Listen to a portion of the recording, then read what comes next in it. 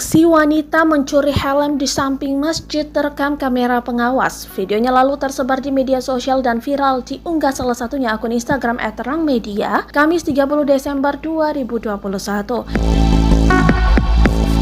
Terlihat dalam unggahan tersebut, situasi samping Masjid Al-Hidayah, Tegal Karang, Kabupaten Cirebon, Jawa Barat terpantau sepi. Tiba-tiba dari arah kiri datang seorang pria membonceng wanita menggendong anak.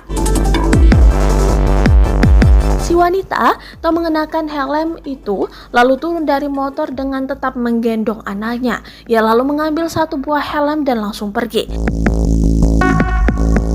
Pada keterangan unggahan disebutkan jika mereka adalah sepasang suami istri. Seorang suami menyuruh istrinya untuk mencuri helm di saat jamaah menunaikan ibadah sholat zuhur. Tulis keterangan unggahan dikutip Tribun Timur, Jumat 31 Desember 2021.